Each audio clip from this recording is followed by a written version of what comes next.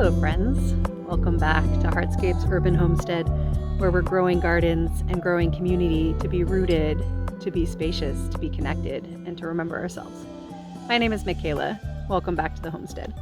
It's been a little while since I've posted a video here. As we headed into winter, into the holiday season, I just decided to allow myself some time to go fallow, just as the garden did, and just kind of spend time being present and not worrying too much about posting videos. But the time has come here around these parts to really start thinking about the garden again. Seed starting time is upon us, and there are actually a couple of projects that I've done over the winter that I wanted to share with y'all as a way of jumping back into the game after a little bit of rest. So I'm just sitting out here in the front garden with apparently my garden gnome friend, who I just realized is in the shot, and I just wanted to start off the year by sharing the project that we worked on over the winter. A couple of the first videos I posted on this channel were sharing a wide range of infrastructure projects that we had done over last summer, and so we're starting the year off with more shenanigans in the garden department. So I hope that you will come along with me on that journey, and I'm excited to share it with you. So currently I am sitting in my elderberry bench, which was one of the projects I shared in that last video. And it is here that I wanted to start because the project I'm sharing with you today is the renovation of the front yard. This is the front yard patch in front of my house. On the other side of that fence, there is a patio garden that I've spent a lot of time building up. But this front yard space, y'all, has been a conundrum to me for absolutely ever. I've lived in this house for 13 years, and for a significant amount of that time, this front garden or front yard honestly has been an embarrassment. It's been an absolute weedy mess. Like, my house is that house that every summer the whole front just becomes a sea of weeds that dry up and blow seeds everywhere, which is just so rude, honestly. Like, just propagating foxtails all over the neighborhood. And then I would, throw a batch of mulch over the weeds in an attempt to suppress them, and that would work for a while, and then the weeds would come back, and then more mulch, and again for many years, until I had a situation where basically the front yard, first of all, was raised up about 2 feet or more above the original surface line just from all of that mulch. And I just was at a place where, like, enough was enough. I need the front of my home and the front of my studio to be a place that I could be proud of, could be somewhere that I am proud to share with people, and a place that I can invite people to gather and to spend time. And so this elderberry bench was the first step in that direction. And I'm going to just start by showing you this again as a point of context, and then we'll take a look at the yard in general. So there we have the bench where we were just sitting. As you can see, it's built of driftwood and some slabs of wood, and has this canopy over top, and has 2 elderberry trees on either side, left and right. The very first thing I did when I decided I finally had to tackle this disaster of a yard was I planted those 2 elderberry trees. I had been learning about elderberry as a herbal ally, as an amazing plant to work with, and had been foraging elderberries in my region for some time, and I decided that I really wanted to have them on the property. And the front yard was really the only place that was big enough to put these really what are kind of overgrown bushes. They kind of grow up and festoon out and become these, large, bushes essentially. And so I just kind of put them over to the side of the yard. I was like, I don't exactly know how this yard is going to look, so let me put them over to the side. put the two in and pretty immediately realized that they created this space in between, and that given their nature, the way that they would grow up and curve over, it would be the perfect spot to have a sitting place, to put a bench there to support the growth of the canes up and over, so that it essentially creates an elderberry cave. And so thus was born the project of the elderberry bench, or the elderberry cave. And we got that built last summer. As we were building the elderberry bench, I started to be able to dream into this space and to begin to see the potential here. Whereas before, I was so overwhelmed by this kind of blank slate that that I had, that it was hard to imagine what could be there. The front yard at that time was kind of this blank slate, and it was frankly intimidating to think about landscape design, which is not something I've ever really paid attention to, in this area that had so few distinguishing features. It really just kind of short-circuited my mind, and I had a really hard time imagining what to do with the space. But there was something else here, along with the elderberry bench, that helped. Two things, actually. That stone, which was on its side and mostly buried by mulch, and right in front of it, there was a pomegranate tree that had volunteered here, probably planted by the squirrels from my pomegranate tree in the backyard. And with that as kind of a centerpiece, this lovely little pomegranate tree, which was growing quite on its own without any help from me at all, which was very impressive because we get very, very hot, dry summers here, and it was not getting watered. I thought, well, if that tree wants to be here, then maybe we can design a landscape around that tree. And so we did. The tree was right here, and because of that landmark right there, and the stone, and the elderberry bench, I started to be able to dream about what else might happen in this space. I also got a serious bug for growing better tomatoes, and this is the only place where I get full sun all day. So I put in this garden bed. This was the next part of the project. So as you can see, it's just built with retaining wall bricks, the same as the ones in the backyard. Just kind of a long, narrow bed.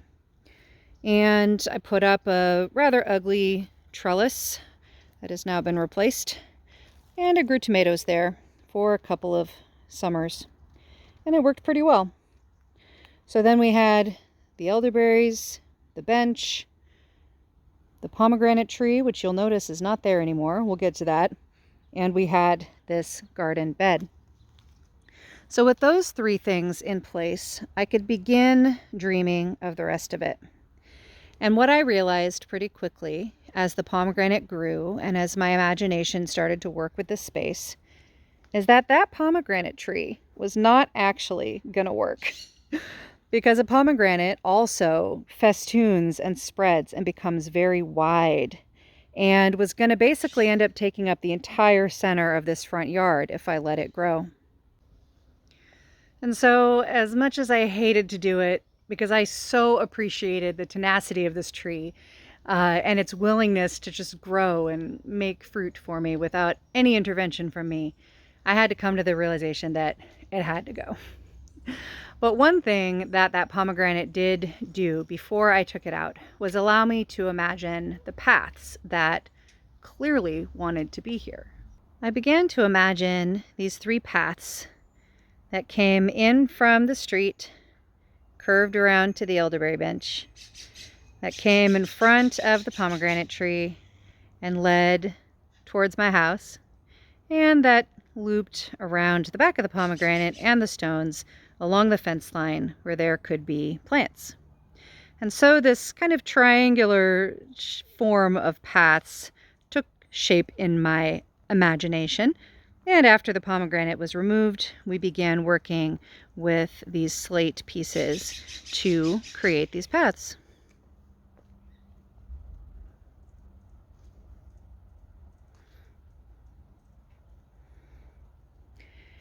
And steps. Because while I was dreaming into all of these things, my housemate was putting in this little cobblestone path here. He brought the mulch back from the driveway line, which is here, partly because we didn't have quite enough room to kind of get the garbage cans in and out between the cars. We just needed a little bit more width on the driveway, and so he built this really lovely little cobblestone path along the side. And that gave us another border, another shape to work with, this lovely serpentine shape, and an obvious place to enter the yard from the driveway. And these little steps took form after that. With that, it was easy to see where the plants would be. My daughter picked out this lovely lavender from the farmer's market, and it is just doing amazing. It's one of the few plants that are still flowering here in January. It has been flowering all winter and acting as a significant source of food for the hummingbirds that are, still quite active throughout the winter. So we're very happy about that. My friend here from the backyard decided to come and play, and looks absolutely gorgeous right here. We've got a little grapevine here coming up onto the fence. We're eventually going to put another archway here that the grape will grow onto. There are always more project plans, so there's more to come. A nice salvia, some columbines. I've scattered some wildflower seeds all throughout here. And in between the cobblestones will be some creeping thyme, which I just got the seeds started for. So then with that infrastructure in place, I could start thinking about something that had been on my mind for a long time, which was fruit trees. So, being homestead minded, I'm always thinking about where I can grow more food on this small property of ours. And the backyard has the bigger pomegranate and a lemon tree and a nectarine, which is not in great shape, but it does still put out a lot of nectarines. And I wanted more trees. And so again, the front yard being the natural place for that. It's not a huge space, but there is room to grow some smaller trees and kind of keep them on the smaller side. And so now that we had the layout kind of figured out, I could finally imagine where the trees would go, which was just so hard to do, again, when it was a blank slate. So we now have, let's see, including the elderberries, we now have 7 trees out here. I will introduce them to you.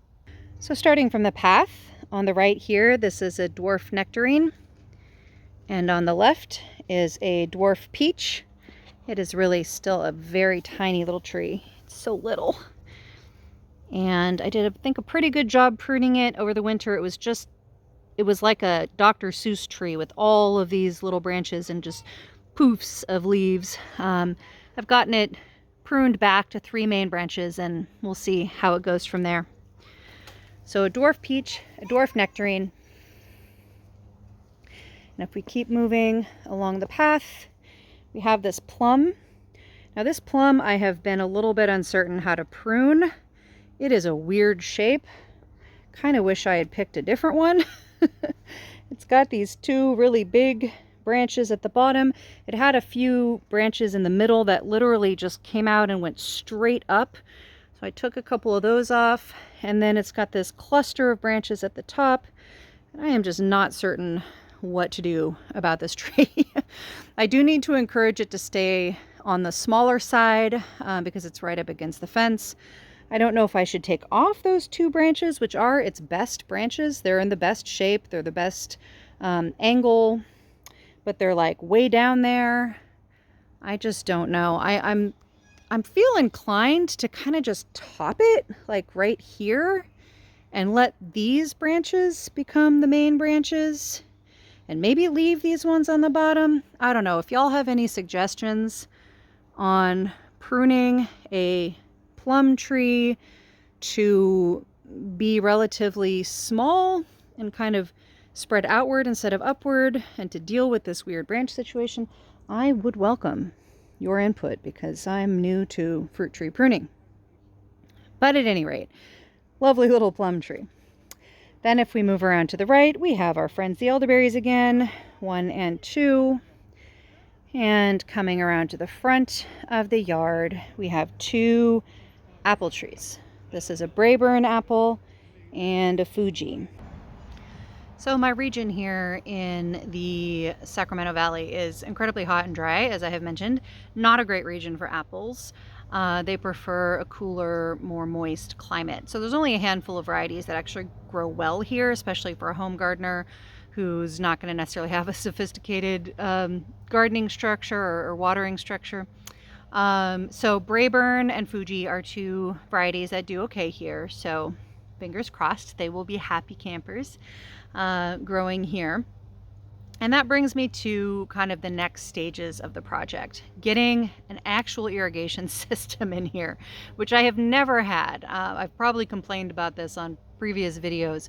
I've been hand watering and sprinkler watering all of the various gardens on the property for years, and it's too much. Like, with the addition of this space, it is too much for me to keep everything watered well enough in the summer when it's 100 degrees consistently. It's too much. So I have a dear friend who has helped run some irrigation lines to both the patio garden back here and then over to this side. And I'm currently kind of laying out the drip line. It's going to be kind of surface drip line, but that's all run from a central spigot. That is going to make my life easier. It's going to make it feasible to keep this space actually functioning. And then I've also put in a number of California native drought resistant plants in addition to the food plants that we just looked at. So there's a mix of things that will be okay in our climate that will actually thrive here without much intervention. The center place where the rocks are is all California native drought resistant plants. So there won't be any irrigation right here in the middle. It'll all be around the perimeter where the food plants are. So that process is underway, and I should have that in place by the time it gets, terribly hot and the rains stop. We are in our rainy season now, so I'm not having to water anything, which is lovely. And then I must, of course, mention my friend here, this beautiful statue of Kuan Yin that my housemate brought and installed out here with a light. So she's lit up at night very beautifully. There's a few other statues around that I'll show you. And the idea being that this will be a place that's just filled with art and beautiful, magical little spaces. I'm going to eventually plant some grapevines around the outer perimeter along the drip line that I'm putting in with some kind of sculptural support for those grapevines. And there'll be an archway at the street entrance that the grapes grow over. So much more to come in this space. I'll share it with you as we go along, as it becomes ever more magical. So thank you so much for joining me, and I look forward to sharing more of this gardening adventure with you.